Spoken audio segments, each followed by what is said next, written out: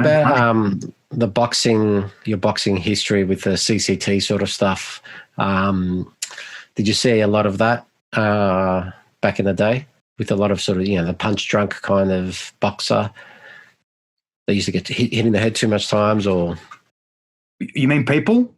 Yeah, like coming up through the boxing scene for all that time. Yeah. Do you see many people that were sort of showing signs? Drunk. Yeah. Yeah, a couple people, not nothing vicious, but yeah, I know over the years I did see a couple of shaky heads, from copping punches. So that's why it's very different. Because I come up, when I started, it was a lot of the old school guys.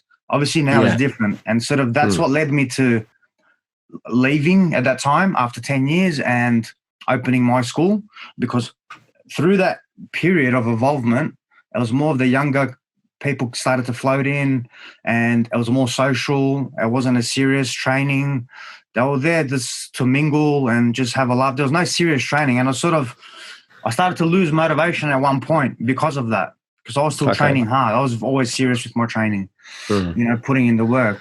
And when my motivation started to die out, I had to look for something else, or, to move away from that. But yeah, coming up then with the old school guys, a lot of them took me under their wing because of my attitude and because of my mindset.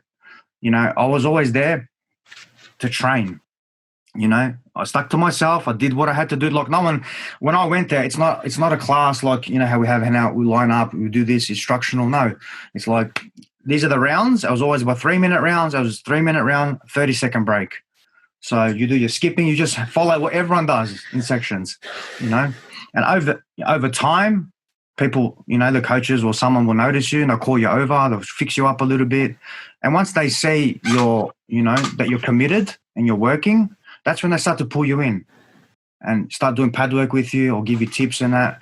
So that's how I you had to earn your pad work then. Now people come in, they expect it just as normal. Yeah. Well, it used to be like you could be at a gym for like a year and not even get looked at by the instructor. You had to earn that's how it was. Yeah, it took me it was a good solid 6 months before anyone come up to me. But that's because I was just dedicated. I shut my mouth and I just did what everyone did. I just trained, And then, people they'll look at you, they'll see your attitude and, your personality and what you're doing. And, slowly they'll call you over, they'll give you a little bit of a tip, this and that. And then you start to talk to people, you start making friends, and then that's how you progress, And then if you're a good person, if you've got a good attitude and a good learning mindset, people will teach you. But if you've got an ego and you're trying to be that tough guy, not many people want that, You won't get a lot. People won't give you that time. But if you're committed and you show the dedication and you're training hard and they're saying you're willing to learn and you're listening to them, what they tell you, they'll give you more time, if that makes sense. Yeah. That was then. Now I know it's a little bit different. And the bad thing is now is just everyone expects it straight away. Instead of you've got to work yourself up to it. Yeah, for sure. So that's like in boxing, like thinking back, like when you're at your peak, is there any particular training session that you can remember that just really beat you up? Yeah. That you can remember that you. Yeah, I was. So there was Bo and there was his nephew Ronnie. So Ronnie. So this is the two coaches then. There was other guys there too, but I was mainly with Bo and Ronnie. So Bo was a very smart. He used to teach me to be more technical and very straight punches. I was more straight punching with Bo, and get hit, not get hit. Sorry, hit and not get hit. Yeah. So he was a very technical boxer, trainer. There was no uppercuts and hooks and fancy stuff. It was just straight. Had to be straight puncher. And then there was Ronnie, and Ronnie was the hard one. That was his nephew. He was more younger. He was very aggressive. So he's the one that got my conditioning up, like flat out.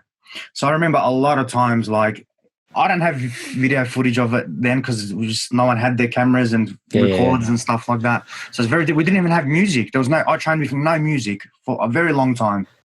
So that sort of taught you to focus a lot and concentrate on your training, without any kind of music to pump you up or to motivate you. So that's how I got used to that with my own mind, to just go through the mental battle through the physical stuff. Yeah, but I remember heaps of times of him just pushing and pushing where I thought, I'm going to die, but I kept breaking through. There's many times I ran out where I thought I was going to, I had to go to the toilet. Just everything feels like it's going to let go from pure exhaustion. You've just gassed yourself out. And times where, you think so this is the thing, is when you get to a point where you want to give up, like you're that tired, you just can't, your arms can't do, you can't breathe, you can't do this, you're just completely gone. And he'll push you for that little bit more, just that little bit more, whether it's 10 seconds more, whether it's 15 seconds more. And then at the end, you'll say, man, see, you did another 15 seconds, so you can do it. But that's where that's how the mental sort of strength develops. Is you bit by bit, you just push. But he used to push me hard. And, if I had my guard down when I was doing, this is with pad work. If I had my guard down, I'd cop cracks, to the face. He'd cut me, I'd get cuts with my eyes, on my eyes from the pad work. If I dropped my hands, and I didn't complain about it, I actually enjoyed it because it made me realize to defend. I'll keep my hands up, not having people always tell you, keep your hands up, keep your hands up, keep your hands up, keep your hands up, and then you don't say nothing and the hands don't come up because they're so used to waiting to hear you say it, where he just used to go, whack. You learn very quickly, put your hands up. Good way to learn. So I remember that and a lot of the sparring, some hard sparring where I was against bigger guys and just very exhausted, where you just got to keep going. You keep going. You're taking punches, but you just keep going, and at the end of the days, at the end of the class, you're dragging your feet. I used to love that feeling. Just you're completely exhausted. You've had a hard session and you're just dragging your feet. You drag them out of the gym. So I remember a lot of those days because they were 2-hour sessions.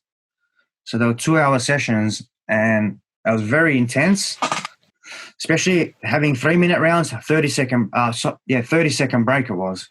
No, 15 seconds, sorry. That was a 15-second break on the timer, not 30. 15 seconds. And I used to push myself and be very strict on that 15-second break.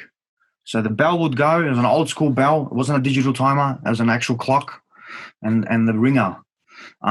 So the bell would go. You'll go have a quick sip. Come back, you're ready before the 15-second break, and you just go, So that's what I remember a lot about that, in those 10 years there, which definitely helped me develop my mental strength, definitely.